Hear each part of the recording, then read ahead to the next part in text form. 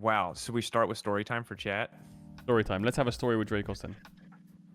All right, chat. So here's the deal. As you may or may not have noticed, there have been some technical hiccups over the course of MSI. Now, I'm not sure exactly as to what's causing them. It's something to do with the connection between the NA and EU studio. But you occasionally hear like little bugs or glitches, or there's like half a champion Okay, select I turned it on. Sorry. There we go. where in this case, Kobe and Freak, you weren't able to hear them, right? But they were still talking.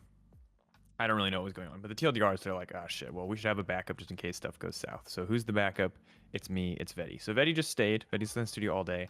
I get a call in game 4, as in, or middle of game 5, like, we need you in the studio in case shit goes south for game 6. And I'm like, all right, cool. Now I'm a total bum. I haven't showered today. Today was my day off. So I like get in the shower. I like get in the cab.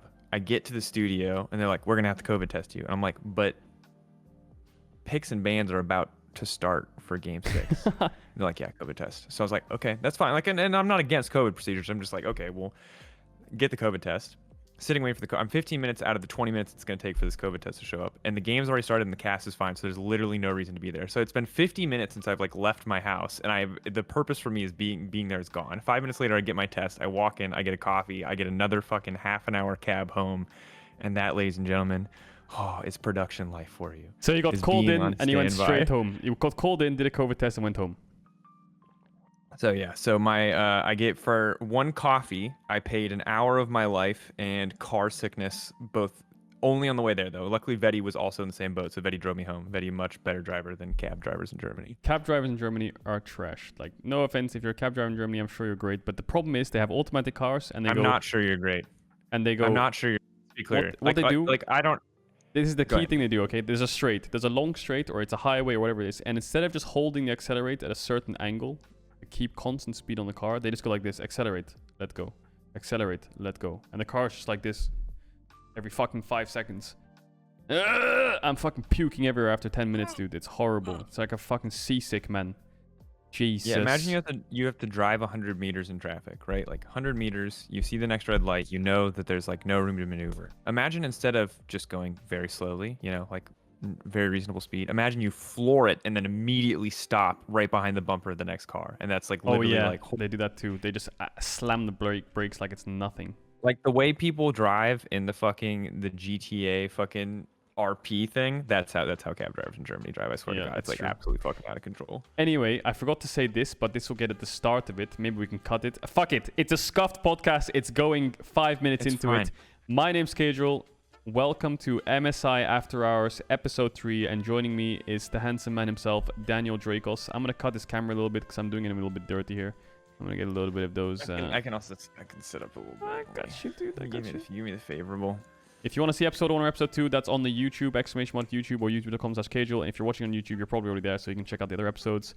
But today is episode 3. Round 1 of MSI has been complete. Our 6 teams are ready to rumble. And I can say that on stream. Fuck it. I don't care if it's copyrighted. Copyrighted. DMCAM, YMCAM. I didn't say the word let's, so I can say ready to rumble without the let's get ready. You know? So I don't think they can trademark a single word. Yep. Exactly. It is Rumble Stage. That's what it's called. And round 1 is already out. Okay. This is something. Go ahead, keep going. So our teams going through to the next round are Damwon Kia, RNG, Mad Lions, Pentanet, PSG Talon, and Cloud9. Now, Greggy, I'm gonna have to do you a little bit dirty here for a second, and maybe you too, Drakos. And I'm gonna open up on the stream the day 1 Rumble stage. Day 1, we've got Damwon versus RNG. Then we've got Mad versus Pentanet. Then we've got PSG versus Damwon, RNG versus Cloud9, PSG versus Pentanet, and Cloud9 versus Mad Lions. Now that's absolutely stacked as fuck. What games you hyped for? You see that? Honestly, you know what I'm hyped for right now? Marc, Caedrel, Lamont. I'm hyped for the second half of day 2. Because while it opens with Damwon versus RNG, that's hype. That's a banger. We get RNG versus C9 and Cloud9 versus Mad to end the day. And that's fucking crazy to me. Like, I am pumped. And you want to know the best part? You want to know the best part, Caedrel? No, that's the wrong one. Wait, I'm trying to find which picture, but I put the same name. I'm trying to find... I just downloaded the fucking thing. Wait a second. You keep talking, Drakos. The best part about day 1... So scuffed. Yeah. Second half of day one, chat. If you're in the stream, you're gonna appreciate this. Is that the boys are back on desk. We're casting RNG C9, PSG PGG, which I mean, fuck it, let's have a fiesta. Cloud9 Mad. Wait, we're We're going casting in. what? Into the email came out like 5 minutes ago. Maybe I'm not supposed to announce that, but fuck it. Wait. We're Where casting. are we casting? What are we casting? We're casting what? We're casting second half of day one. Oh, I just done RNG it! C9. Oh, we're doing the last 3 games? PGG, C9 Mad. Oh, The boys get are to doing the cast. last 3 We get- games? we get think about this. What is one matchup you never got to see internationally? Perks versus Caps. We get a cast Perks versus Humanoid. The man who beat Caps, the man who's at Strum instead of Caps, the man who replaced Caps. Like, are you kidding me? We get to watch that. You saw that Yone today? Whew. We get to cast RNG C9, Cloud9 Mad? Yeah. Oh, Greg, you I need know to what get you're me on thi- a and I drink, know- dude. I know what you're thinking, bro. I know what you're thinking. What the fuck is Xiaohu gonna do against Fudge, bro? Has this man ever faced an OPL top laner in one-on-one combat? Yes, technically he has. His Biopanther. Has he ever faced Fudge in one-on-one combat? I don't think so. I feel the West in this tournament, dude. I like the. It's not just euphoria anymore. I'm like all about it. I've got like bringing in my NA heritage. I got my like European pride here. I'm bringing it all together, and I feel it. This podcast is scuffed, but this tournament is scuffed. No This one is podcast unbeatable. is Chat. absolutely I scuffed. feel it. I feel it. This is like podcast is scuffed. Performance levels are scuffed at this tournament. This is the West's chance to rise up. That's what I'm saying. That's what I'm saying. Okay, so let's have a look at these games. Damwon RNG, I think, is a really hype game because it sets the bar for who arguably is the best team in this tournament, right? You'd argue this is the 2 best teams or 2 favorites for the title going up against each other. How do you see that one playing out? Because Damwon have looked fucking shaky, but RNG have not dropped a single ball in any of their games. Arguably, their group was pretty fucking, Yeah, let's be honest, it was just a Goomba stomp. But It was easy. who's gonna win? Who do you think? So I think this one's hard. I think RNG is the hardest because I think we didn't learn anything about RNG. I would say that Damwon do look fallible, but I also think they got way better stage practice than RNG did overall. Like, I think their group was actually challenging and I think meaningful. And I think the Cloud9 loss was meaningful. I think this is a team that's probably learned a lot more about the meta and about drafting, at least from stage games, than what we've seen from RNG. So I'm still leaning towards Damwon Kia. Now to be completely honest, kind of nervous for Khan, which I didn't really expect to be saying in this tournament. This is a tournament where like the LPL didn't send, Nagri, and I was like, okay, well, thank God Nagri's not here. Khan's gonna be fine. But like Khan's had some int moments this tournament, and while I wasn't initially super stoked on Xiaohu because his laning stats were like a little bit underwhelming, even when he wasn't playing against Nagri, I saw a lot of deficits. I saw a lot of I was a little underwhelmed, but I didn't watch all of LPL, admittedly, just from what I saw. He has been absolutely popping off this tournament, so I'm sweating for Damwon, but I still feel like Damwon overall. I just expect them to be the stronger team. Like, I don't think RNG Crying, I don't think is like the crazy strongest player in the game right now. I think jungle is going to be a hype matchup. I think support is going to be tough. Beryl did have a couple grief moments today. Yeah. But I'm still leaning Damwon until proven otherwise, I guess. Mostly because I didn't see yes, Damwon fucked up, but I didn't learn anything from RNG. Like, RNG pub stomping didn't teach them playing fucking Clash for 3 days. Yeah. Doesn't tell me shit about their team. Like, let's be ultimately. honest, RNG queued up for Clash in that group. It was just like a tier 1 Clash team versus a tier fucking 69 team. There was no chance whatsoever that they were going to drop a game. Subbing in, subbing out, dude, they're popping off. So, I don't know how to feel about it, but you've got... I want to see Wei versus Damwon. Versus Canyon, sorry. Wei versus Canyon, to me, sounds fucking hype as hell. These are the 2 best junglers in the tournament in my eyes, and I think Elioya is definitely up there, but these are 2 junglers I've had my eye on throughout the whole of the group stage. Canyon, like the best player in the world in people's eyes, and then Wei just like never really making any mistakes and just stomping everyone. So that's what I'm hyped for the most. I think I'm really, really, really, really, really curious about jungle meta coming in, because I think we got a little bit of everything over the course of this. We got the people who refuse to adapt in those first few days, where we got the fucking random horrible Hecarim picks. Udyr obviously still very strong. I think what we learned, or one of the things that I feel like we learned watching today, is that Rumble is super, super powerful, but if he doesn't get ahead, he is way weaker when he doesn't have picks to facilitate him. Like Alistar is the first pick that comes to mind. Like, without reliable AoE Setup, CC to really make sure that equalizer is going to tick for more than a second, like, that champion can feel really underwhelming. And I think I don't have this. I don't have the same simple, easy comparison for Morgana, but I imagine there are similar things true for Morgana because ultimately Morgana is really fast clear. Binding is insanely good. Ulti is really good utility. Black Shield's really good utility, but like the damage output is not insane. It is not what you need from like you're not getting what you get from a Rumble with a Morgana, right? Mhm. So I think both those champions need a bit more compositionally. And while they will still be first pick, they will still be picked up immediately in the draft. Like I think seeing how the rest of the draft unfolds around those champions is going to be really fucking interesting because we saw Diana today. I'm not convinced by Diana. I think it can be very good. The combo is good with Yasuo though. It looks pretty nutty, but yeah, it's one of those things where it's sure. like you queue up and it's like, guys, mom, get the camera. We're gonna go on the front page of Reddit, boys. Let's dive. You know, bro, we gotta play that combo at some point. That combo looks so fucking fun. It actually just looks. But I mean, they set it up so pretty nicely. crazy. I don't know. They set it up pretty nicely. Maybe they were just testing a little bit there, but they definitely, I mean, it definitely looked pretty cracked. But then the second game, Mad Lions Pentanet. If Mad Lions lose, cut the tape. But they shouldn't. I think that'll be a win for Mad Lions. You'd expect. I don't think there's much to dive into there because I mean, we've made our bet already. For those of you who weren't here, if Pentanet win a single game in this round 2 group stage of MSI, if they get 1 win out of their 10 best of ones, me and Drakos will do a shoey for the boys down under. Here on the either on the Twitter or on the podcast, we'll replay it for you. You won't miss it. We'll make sure we post it. Jesus, yeah, it's happening. Yeah, it's happening. Can't escape now. I don't even, not to promote unhealthy drinking, but I've been told I've done a shoey, but I don't remember the time I did a shoey. So, this is going to be an experience. A lot of people are asking, what's a shoey? A shoey is a thing that they do in Australia, where you pour beer into your shoe and then you just down it from your shoe. Like a boot. It's a thing that they do in Australia. Don't ask me. You can fucking wood-face dance game the chat, but it's a thing they do, and we're gonna do it for them. Guys, every culture has weird fucking like.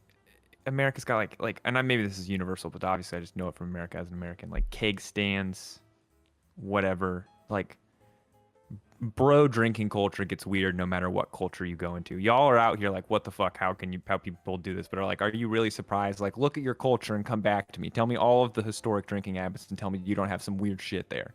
Actually, maybe you don't. Maybe it's just Australians and Americans. I don't know. Actually, you guys have content coming your way. If Pentanet win a game and if C9 or Mad win the tournament, you guys are getting a lot of content. Because there's another bet me and Drakos have where we're going to do a hot tub stream in my bathtub if C9 or Mad win. Now, it's not a hot tub, it's a bathtub, but it's going to be hot water, so it's going to be a hot tub. I've got my what's it called? The big things you put on your feet, your flipper. I got my flippers, I got my snorkel, I got my armbands, I got my rubber duckies. I'm ready for that stream. And we're going to look into that because I'm pretty sure that the loophole in Twitch TOS is that it has to be like a pool. It can't be my bathtub. I don't know. We're gonna look at it. We'll reach out to our homies, Amaranth and is it Indie Fox? Yeah, we're pretty tight. We'll reach out to we'll reach out. We'll reach out and be like, how much should we be paying to write names on our bodies? You know, like what's the loophole we're getting in here to make sure that Caedrel's Twitch account doesn't get banned? Yeah. I have I can just give her a quick call.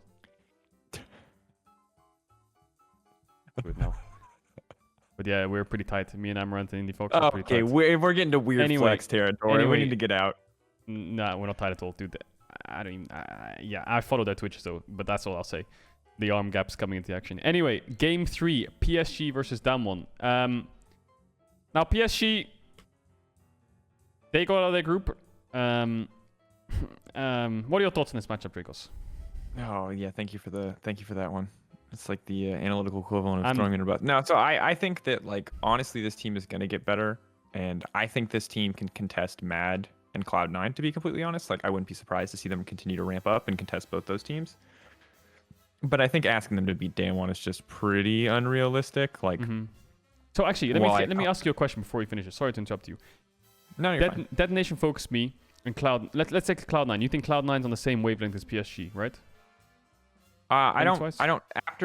So after today, I think that Cloud9 are stronger, but it's like PSG beating Cloud9 is a realistic scenario. Like, I think that's a game where like Cloud9 don't get a freebie there. Like, Cloud9 have to sweat for it. But I think that like Damwon, if Damwon plays standard, like they should on paper beat this team. Whereas like Cloud9, like that is competition for Cloud9, even if Cloud9 are the favorites in that matchup. Okay, yeah, I like that. I think Damwon should win, but Damwon almost lost to DFM. Lost to C9. A lot of shakiness coming into this next round. I don't doubt that they will still finish top 4. I think my top 4 right now are still Damwon, RNG, Mad, Cloud9 as the favorites get out of here. Sure. I think realistically Pentanet, PSG. For sure. There's 6 teams, right? 4 get out. Realistically, you would assume that Pentanet, PSG are the ones who aren't going to get to the top 6, right? The top 4, sorry. And Pentanet, we can all agree, is 6, right? We know Pentanet is 6. Miracles can happen. If anything else happens, we'll keep you up to date. I'm happy to eat shit on that one if it comes through, or in this case, drink from a shoe. In this case, in PSG, I would expect to be 5th. If they upset someone to get 4th, that's crazy. But I think again, in the realm of possibility, if they get 3rd, now we're talking like, okay, what the hell? Like they have to show us more than what we've seen so far. And I do think this is going to be a tournament where teams are going to ramp up very, very quickly. Like it is a super dense schedule, all things considered. It is just 4 back-to-back days of groups, or rather 5 back-to-back days of groups.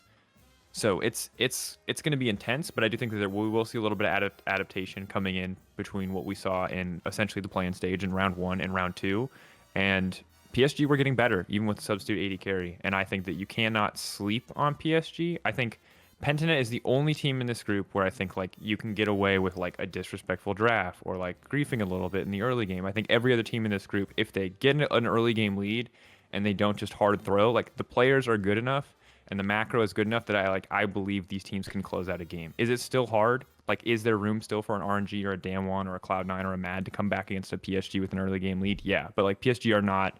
You cannot sleep on PSG. So my question to you is, just to clarify, the format for the top 4, is it 1 versus number 4 and 2 versus 3 for the semis? Or are you not sure? So, I mean, I'm going to look right now. My assumption is that, so final round, classic, best of 5s, 4 teams, single elimination bracket. My assumption would be is that 1 picks 3 or 4, and then 2 gets the remainder. Okay. That would be my assumption. I think that is the fairest because it incentivizes best performance at all times, because otherwise you get into a situation where once a team is locked first, if you want to duck them, it is in your best interest to to win out, or maybe you want to play the team that's locked in first for whatever reason. Like it's much. There's room to manipulate the format. Now that might still be the case. I don't think I really did think it would be a fringe case if we were in a situation where it's in a team's best interest to drop down in rank, in a situation where they'd want to fall down to 4th to play against one of those teams. But I really prefer being able to choose. I think incentivizing getting first above all is a really cool thing to do, especially when like we don't really do big advantages in League of Legends because it doesn't make sense in a best of 5. Like there's no bracket resets like there are in fighting games. Etc. You don't want to give people a game win for coming in as a higher seed. So I think giving them choice of opponent is the best thing that you can give them past side selection to actually really reward higher placing in the group stage. Yeah. So let's hope it's similar to MSI 2019 where NA can take on China and we'll take on the LCK, and then we just take them in the finals. Quick 3-0 back home before dinner's ready. You know the classic. But that's old news though. That's the thing is like I'm with you. In my head, that's what I want right now. But we should really watch this group stage first, because we could come in and be like, this year we could be like, NA, we need you to beat damn well for us, so we can beat you up in finals. We don't know who we're gonna do better against. We haven't seen the tape yet.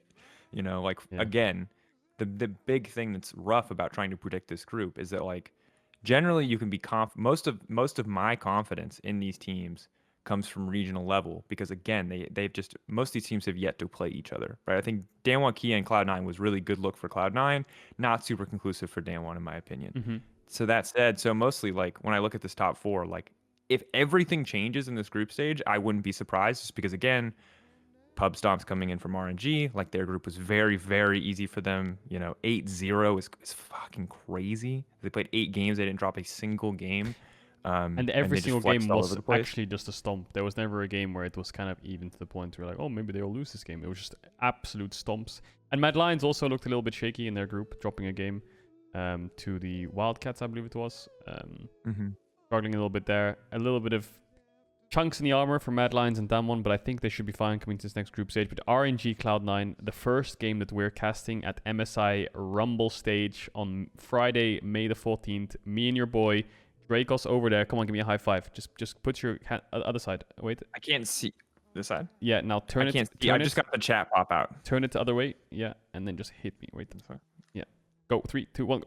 Boom. Me and him's high five. That's how we do it. We're going to be casting RNG Cloud9. Now, that's a fun game because that's Perks versus RNG. That's a throwback. That's a throwback. I wonder if does Xiao remember? And Do you actually, remember? the crazy thing for Cloud9 is coming out of their group, they're 1-1 versus Damwon. Which is actually kind of cool to think about. But coming up against RNG, if Cloud9 are competitive against RNG, it makes you wonder, actually. Cloud9 might be able to take this tournament. Now, they're going to play 2 best of 1s against each other, I believe. But if they get Goomba stumped by RNG, and RNG... I mean, we'll get a good read by the first game of the day, Damwon versus RNG. But that matchup, Cloud9 RNG, is... I think that's the matchup I'm most excited for, actually. That's just crazy. Yeah. And I think Cloud9, RNG, Cloud9 Mad are the most exciting things for me. I feel for Cloud9 though, because I assume that they've had a chance to scrim RNG. I know there are European teams have, Mad and some of the other European teams that have opted to scrim during MSI to maximize practice have had a chance to scrim RNG, and European teams seem to be doing okay and seem to be doing pretty solid in scrims. But I wonder how much practice Cloud9 has gotten against RNG, because keep in mind, like, you could be coming in really blind against RNG. It's like actually, I think, hard to prep in these days against RNG because you don't know exactly 100% what they're going to bring. You get to watch them in game 1, you immediately have to play them in game 4. But frankly, bot lane matchup is insanely fucking hype. Everyone, if you saw Vulcan today, no doubt, like, I think you have to consider Vulcan a world-class support. I think even when he was on Worlds with Clutch, he still had really solid individual performances. The dude is an absolute monster. So while they are not favored, I think, in that bot lane matchup, I think it'd be unfair to give them the benefit of the doubt there because you're playing against, I think, the best support at the tournament. That bot lane matchup is going to be absolutely cracked. And that, like, I am ready for that. Like, jungle is, of course, the most important role right now. How you play around jungle is just about everything. But, like, give somebody Varus. Let's fight. Let's counterpick. Let's get some bloodbaths. Like, actually, ironically, Sven said on the mic check when they lost, when he was playing Varus against DFM and they lost, he said, I'm playing such a fucking useless champ. So he thinks that Varus is useless. And also in the interview after... the interview with Perks, I don't remember which win it was after, but they actually said, yeah, I don't know why we didn't realize this, but Udyr is the strongest fucking champion in the game. He actually used the F word, you know, he was very passionate about it, that this champ's absolutely busted. So the meta's shaking up a lot. Yeah, I mean, I think you're gonna get weird reads from scrims right now. I think it's what's become very apparent to everyone, and I can't say if this is true in scrims prior to the tournament, is that just how important jungle is and how important it is to set up around that mid lane. I think Perks called it pretty underpowered. I'm inclined to agree. Like, Showmaker absolutely popped off today. Perks had a pop-off performance today on Yone, but, like, the Yones and the Silases of the world are kind of rarer picks overall. I much more just expect the control mages, the back and forth trades, you know, just kind of chilling, waiting for mid-game to, you know, empower your jungler or set up for your team. So, yeah, I think team's probably maybe overhyped Varus. I heard Varus was going to be super, super high prio. We saw it in the first C9 game. It looked good. In bot lane, you know, Sven Vulcan had a really solid lane phase, but it didn't, like, whatever you do, whatever advantage you build up there, unless it, like, 100% transitions into your jungler getting ahead, it doesn't always feel worth it. And that game, though, it's, like, hard to say 100% because Blabber obviously played the Nidalee and kind of just got canyoned. So maybe it's different if they first pick the Varus this next time around. Maybe it's like Morgana Rumble open, Tristan is banned away. They want to go for Varus plus the other AP jungler, you know, on red side. Maybe there is more room for some of the bot lane Varus priority, because Varus is good, and I think that, like, if anyone is going to force you to respect Varus and pick ban, it's going to be an LPL team, and it's certainly going to be RNG. Yeah, definitely.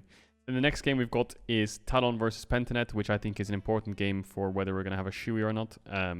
If they win out Pentanet against PSG, me and Drakos do it. I doubt they'll win. I do think they'll lose these games. I think PSG are the 5th best team out of the 6 teams we've got. I think they're the team that people have to be careful of. If you're Cloud9 Mad and you want to get 3rd, 4th, this is the team you have to be careful of, because this is the team that's going to upset this group. You have, like, Pentanet, who's like the clear 6th, you would argue, and then PSG, and then the clear top 4, and then PSG, who's just kind of lingering in between the 5th and the 4th position, where it's like, well, they could probably make an upset and get the 4th if one team's not careful.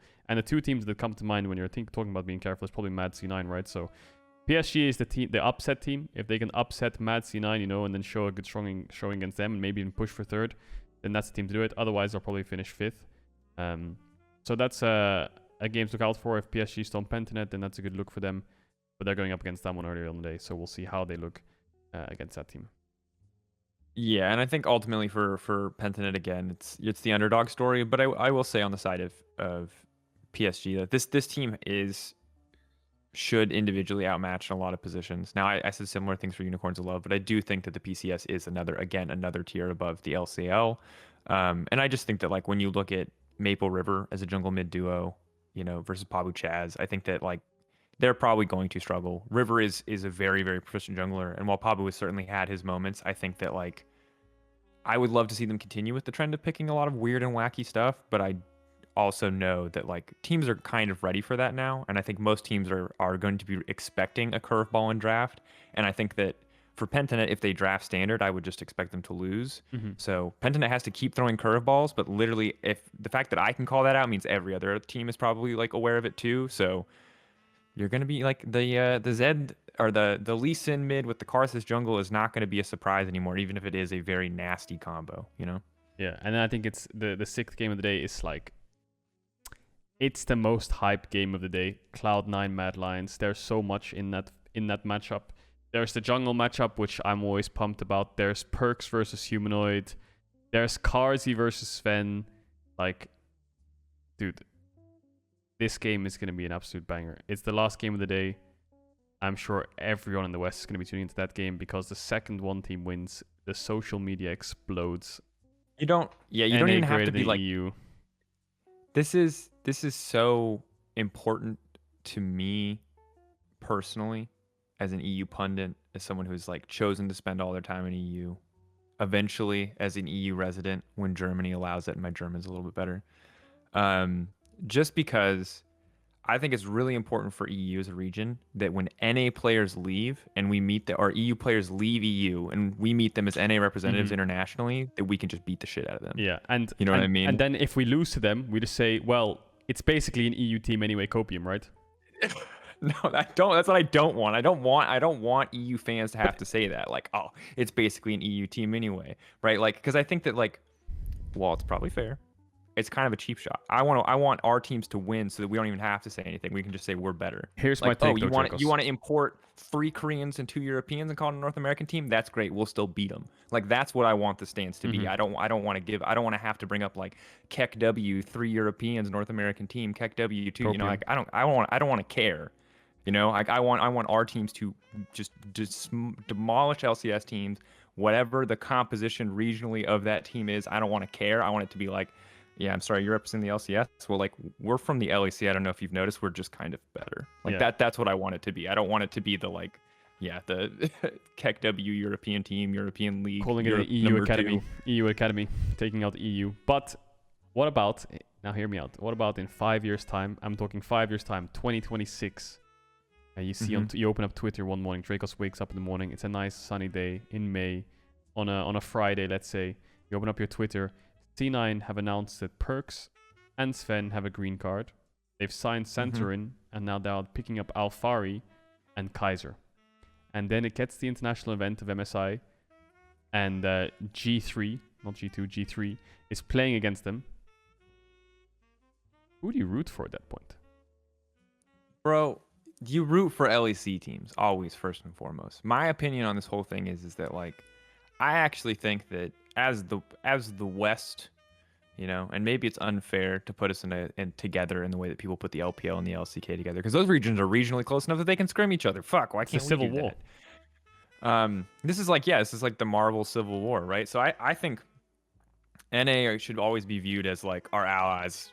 We should always root for them up until we have to play against them, and then no matter who's repping them, we should tear them down. Because like today, I was cheering for C9. Like I don't get me wrong, I would have basked in the memes if Detonation Focus Me beat them and the LJL got out. Dude, that would have been a cool my meme storyline. shotgun, like it had 6 cartridges in it. If C9 got knocked out, it was just non-stop shells firing on Twitter. It would have been it would have been beautiful. I you showed me. I know. I was ready. I'm actually sad you didn't get to use a lot of your memes. That was the biggest loss today, I think, overall. But yeah, like I want Luca and Cloud9 to do well. Like I have nothing but respect for all of those players, right? And especially for the ones that came from EU. Like Sven was always a fantastic player, was always super good to me as a player, was always really good with me in interviews, was always like, even when I was new, when I was green. The same is true for Mithy. Mithy is like, working with Mithy on the desk was one of my favorite experiences ever. Like I will never wish bad on those guys until it comes, until it's like us versus them in finals, and then it's like, all right, well, put the shit aside because we got beef now, buddy. But yeah, I'm never gonna like,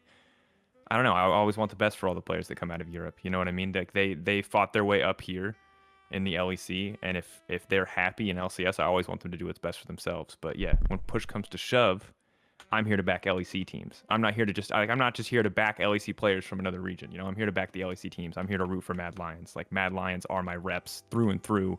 Even if they literally bought all of G2 or G2 turned into a North American team, I'd still be here like repping Mad Lions. Because I think that's what you have to do. I think it'd be shady not to, honestly. Yeah, gotta rep the boys. Gotta rep the LEC. It's like your hometown, right? It's your hometown. It's like the Man U, the Chelsea, the Man City. We rep the LEC.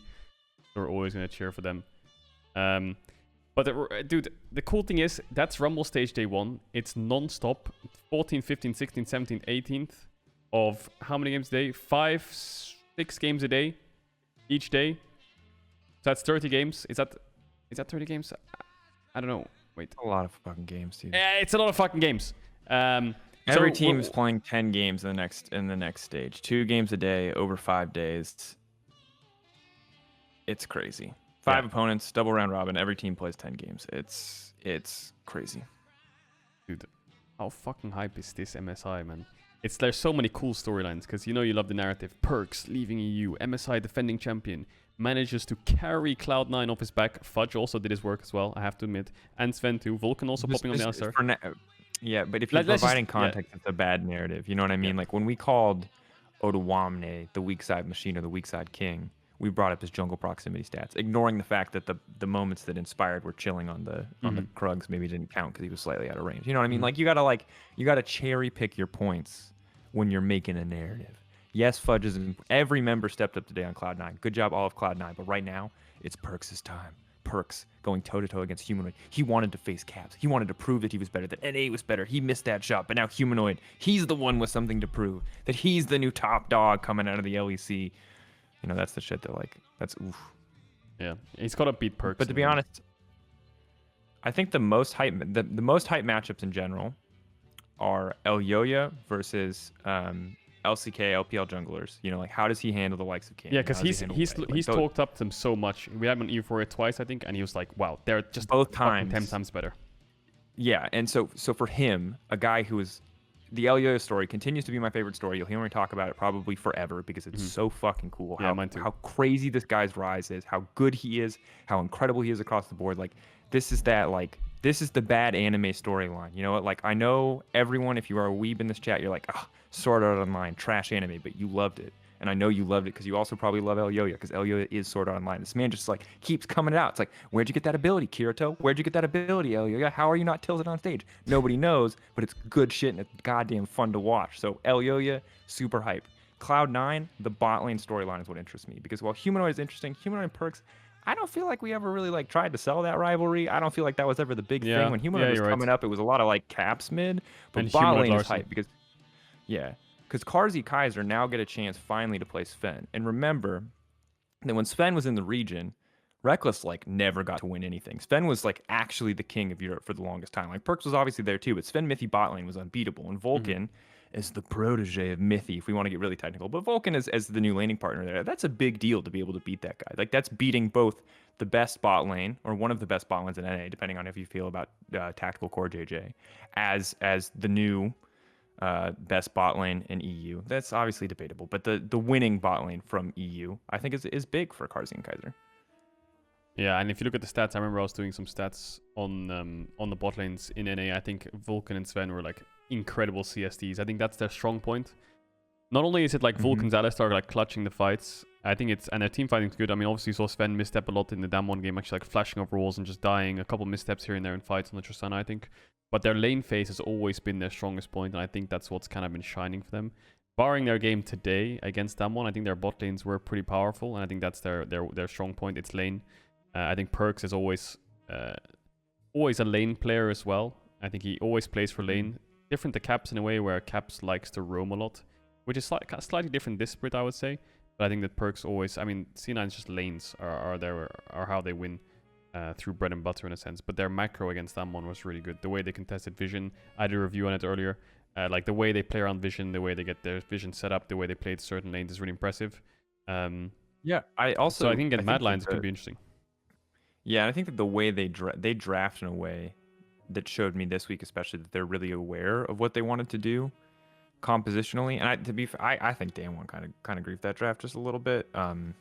But mostly with the Kaisa when the Tristana was open, that just felt really odd to me. But I don't know all the info that Damwon had. Yeah, true. Especially when you have Rumble. Yeah, you're right. Yeah, and again, because the big issue that I have with the Kaisa isn't necessarily the Kaisa, it's the fact that Kaisa kind of locks you out to a certain degree of picking Alistar in this context. Forces the Nautilus pick so you can get early lane prio, so you can trade against the very aggressive early lane of a Tristana. That felt like a bit of a miss to me, but obviously like it's really easy to hindsight draft analyze, so I'm not going to put too much into that. But lacking an Alistar in that composition, lacking something that could really follow up to make sure the Rumble was going to have impact in those mid-late game fights, like clearly did count against them, because while Showmaker was totally fucking unkillable with that stolen Alistar ult, at a certain point, it wasn't enough. Like he could go in, but no one else could really follow up on it because they didn't have they throw down an equalizer, but then C9 just like back up. C9 just walk away because the CC isn't there to hold them down. And when you have a Victor and a Tristana and people have to fight, and a Lee Sin, and people have to come to you to fight, and an Alistar, like Jesus Christ, like if you have to fight into that team, you are just not setting yourself up for success. And so in that game in particular, it just felt like Cloud9 drafted so that if they got late game, they could win fights reliably, and that's absolutely what they did. Of course, crazy fights, crazy execution. Don't want to take anything away from the mechanical ability there, but also big props to the Cloud9 coaching staff for like setting them up the way that they did in draft. I think that was really key. And when it comes to Mad, I'm really, really interested, especially again in the jungle matchup, because you talked about it already. Like Cloud9 much more lane focused, Blabber much more willing to play to those lanes. Like what does that look like up against Mad Lions? Because also like Fudge is a guy who stepped up really big today. I don't think top lane's going to be a big factor. Bot lane I expect to be actually pretty even is my initial read. So that means I'm looking a lot at Blabber versus Elyoya naturally, because I think mid as a role in the meta right now can be explosive, but I wouldn't expect it to be unless there's like really specific champions picked. Yeah, I agree, but I'm just going to touch on the first point you made about the Damwon C9 thing. I think that Damwon's draft was decent. I think it was the mid-game spike, which was actually their biggest strength, and I think they used it really well. They forced Nash, they got the Baron. I think there was just loads of individual mistakes. Showmaker trying to pick off perks, dies, loses his life. They waste a minute time on Baron buff. Canyon tries to contest the Drake when Showmaker's dead, gets caught, dies. They lose the Baron buff timers. And then they just made individual mistakes when it came to like overforcing. They overforced way too hard on the top play, and then they lost all their flashes, and Vulcan clutched out the game. I think their draft was, I think you're right, they should have prioritized Tristana a little bit more, and it's kind of weird to just drop that, especially if you can play like Tristana mid with Rumble. You already have a really strong mid jungle. But their comp makes sense in the mid game. Obviously, when they fall behind, when you're playing Rumble Jace, it's like you have no real form of winning the game. But if you think of a mid game fight when you're even in gold, like that's what they did. They got like 3 towers in the space of 3 minutes by just Rumble ulting and Jace poking, which is really impressive. But about the Cloud9 Mad Lions game, the bot lane is really interesting because, you have like Karzi and Kaiser, who I think dominated bot lane throughout their whole group. Kaiser and Karzi kind of like shutting people's mouths when the narrative coming into this tournament was like, they're an inconsistent bot lane. There's a chance that they're just going to run it down, which is true. In the LEC, they fucking sent it. Wait, yeah, like to be fair, like people absolutely had every right to raise to raise that question. Definitely they did. Even I said it a lot on the desk, or even on just talk shows, just saying like, or on this podcast, just saying like, it could be a weak spot. They were running it. They were flipping it way too much, especially in, like, we talked about it, right? The Jarvan game where they're playing Tristana against SK, Kalista Jarvan. They're just getting absolutely mauled in lane. But yeah, I don't know. Really consistent, I think, the bot lane of Mad Lions. Not only, like, in lane, but in team fights. Karzi is, like, Aphelios stands out to me. The Kaiser stands out to me. Really reliable in fights. I think he's definitely stepped up. The Tristana as well. Their bot lane looks like, actually, their strongest point right now, I'd say.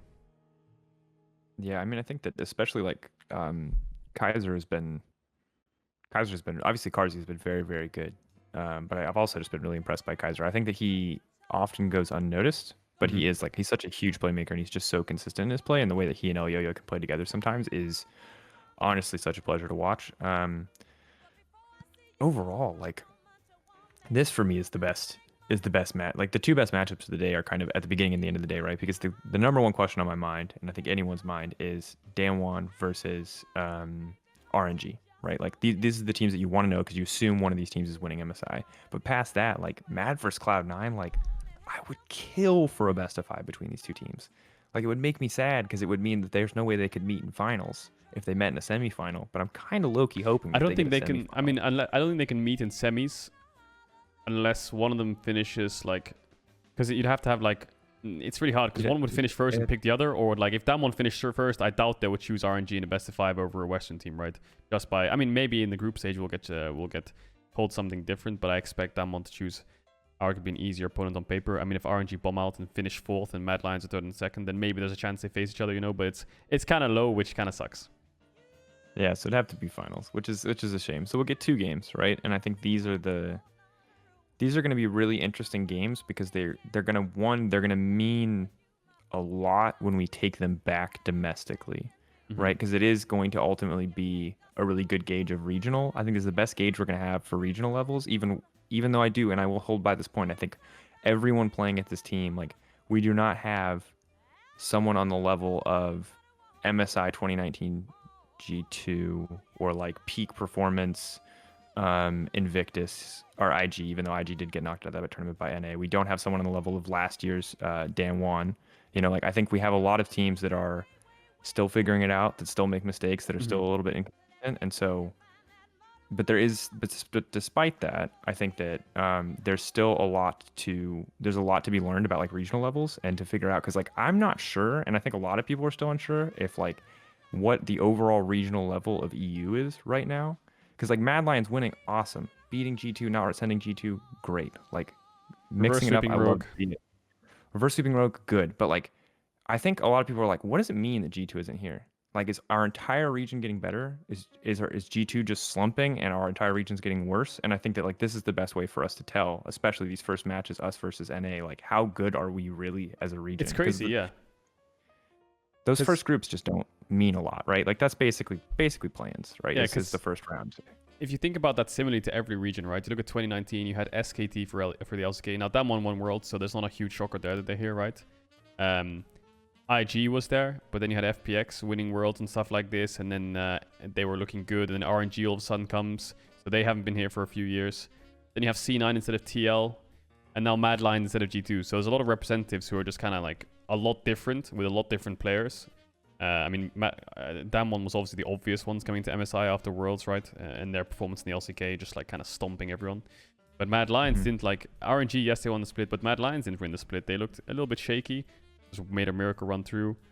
And then Cloud9 was obviously dominating the LCS, but still they did get pushed to 5 games against TL. So I think the strongest teams are here from their regions. It's just a lot different, and people kind of have to get used to it. But it's hard to get used to because you don't have that comfort zone of like, for EU, if G2 was here, it's just please get the best of 5s. And if G2 gets the best of 5s, I'm confident we'll have a good showing, you know. It's just the best of 1s which are shaky for G2, and we got used to it, you know. But yeah, just a lot of getting used to. Yeah, that's that history and that pedigree. And I think that Cloud9 are for sure the best team in NA right now. And I think Mad are the best performing team in EU. I don't doubt that. Does that mean that Mad have the highest ceiling? Like, I don't know. Does that mean Mad have won different meta, different circumstances? I don't know. But like, ultimately, like, you won when it mattered, which is in playoffs. I think that like, I am not convinced that Mad are head and shoulders above the competition completely. I am not convinced that Cloud9 are head and shoulders above the competition. Like, even just looking back at NA finals, you know what I mean? Like, one sub for TL. Grig did play really well though. Like, shoutouts to Grig. But how far he died like every single game. You know what I mean? Like, there's like a lot of things that like if you run that best of 5 back a million times with Santorin actually like rare and ready to go, like I don't know if it's as clearly Cloud9 favored as that final felt to me, at least in those final games. But despite that, like that's ultimately not super consequential. The only thing I really wanted to say with that was like I think this is a really good way to gauge where all of the regions are at. I think there are going to be people coming out of the LPL that say like, oh, RNG maybe aren't our favorite representatives. I think maybe there's going to be people coming out of EU that would say the same thing about Mad. But ultimately, like, the good news is former world champions Dan1 Kia are here, and they are hands down the best team in the LCK. Like, that's the one team that none of us will debate on, right? Like, that team, they are head and shoulders above all the competition. So beating them does mean something, does give you some kind of indication of where you stand up internationally. Does it make you the best team in the world if you beat Dan1 Kia? No. Yeah. Unless you do it in the finals. But, we take those. Yeah, I know. That one is like the only team where you can measure yourself against them. It's like, well, if we beat that one in the best of 5, then holy shit, we are actually one of the best teams in the world easily. Maybe even the best team in the world if you do end up winning the MSI tournament, right? But yeah, there's a lot of like unknowns coming into MSI because you don't really know how strong these representatives are, barring Damwon. But they'll match up against them. Cloud9 already beat them. DFM almost beat them. They're looking not so hot to the point where they're dominating. People can definitely stack themselves up against them. Different look. That was a really cool discussion, I think. You want to start doing questions from chat? I think that'll be a good idea. Yeah, we can start bringing in questions from chat. I think the things to note are ultimately best of 5 is the only place where you can prove anything. The thing that is, we've talked about the format a lot in the previous episode, but we'll just to hit it on quickly here. The thing that's rough about this format is you start with essentially play-ins groups, best of 1s, highly variable skill levels. You go to round 2 groups, also best of 1s, less highly variable, but there's still going to be a decent amount, and it's still best of 1s. So it's overall a very volatile tournament format. Very, very volatile. So I think I hope, sorry PSG, I hope our expected top 4 all make it to best of 5, and that's ultimately what we're going to get to see. What we will get in these best of 1s is understanding of how the meta is developing, understanding of how individual players can match up against each other, which I think is really important, because so far there have been a decent amount of like lane gap kind of games, but this is such a good test to see if any of that shit is going to happen, because if there's ever like really big lane gaps between any of these teams, right? If we get like C9 in their first half that they played, where like Fudge was getting trounced, Blabber was like really struggling. Like if we get games like that from C9, then it's like, well, shit, there's nothing. Like C9 are fucked in best of 5, right? Like the second you have major individual skill discrepancies like that, you're screwed. Now C9 turned it around, so I'm not saying that's going to be the case here, but like that's one of the things that we will get to see in best of 1 is what the meta is going to evolve to look like, how individual players and team styles are going to match up, but you're never going to know who is 100% better until you get to best of 5. 100% agree. The variables just kind of increase as the variables, like the likelihood and the reality of what you're actually achieving in the best of 1 versus the group stage 2 best of 1 versus best of 5 changes a lot against teams like Damwon. You think teams are sleeping on tank top laners too much? No. Tank top laners tend to lose lane phase, which gives you early pressure. The game's all about dragons, invading, a lot about jungle. And if your jungler doesn't have pushing lanes, it's really weak. So tank top laners are really good for solid engage and to get the mid to late game team fights, but they're very, very weak spot in the early game unless you make a mistake. Yeah, I think the only thing I will say though is that like, there are going to be situations where it is okay to sack those lanes. Depending on who your players are, depending on what the draft looks like. Because, for example, Sion is really, really... Like, when Sion is good, Sion is almost just probably broken, honestly.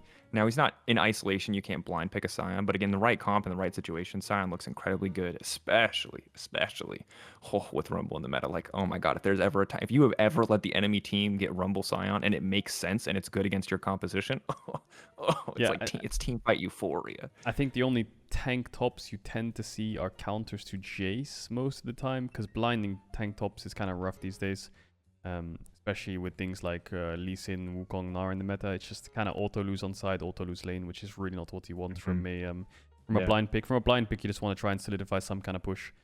Like Jace is a good blind, Gnar is a good blind, Renekton can be a good blind because you can solidify you some kind of top side contest.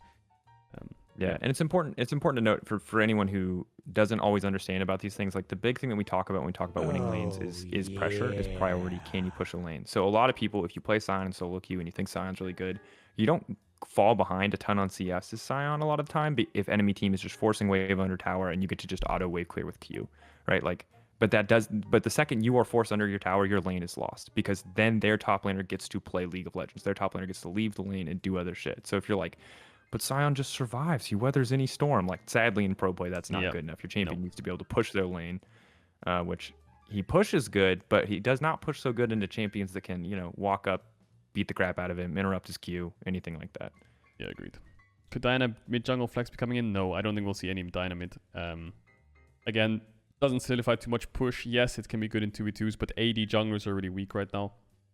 And having a fighter mid laner is not what you really want unless it's something like a Sylas that can scale really well. Yes, Diana scales well, but her kit's just kind of unreliable to the point where you rely on an ultimate. And if that's your mid laner, then that's not what you want, because it's almost like an engage tool. And having your mid laner as an engage tool melee champ is not really the best thing, unless, again, it's things like a Sylas, which just scale really well in the current meta because of the ults they can take away, right? Alistar, Gnar, these kind of champs. Yeah, and I think the thing to note that is like there are some really cool mid laners in the meta that like maybe Diana could have good matchups into, but ultimately all of the niche mid lane picks are usually counter picks to what other people are doing. For the most part, if people are blind picking a mid laner, it's gonna be the Orianas, it's gonna be the Victors. Since Maple's here, maybe it'll be the Azir, even though that champion has been nerfed a ton.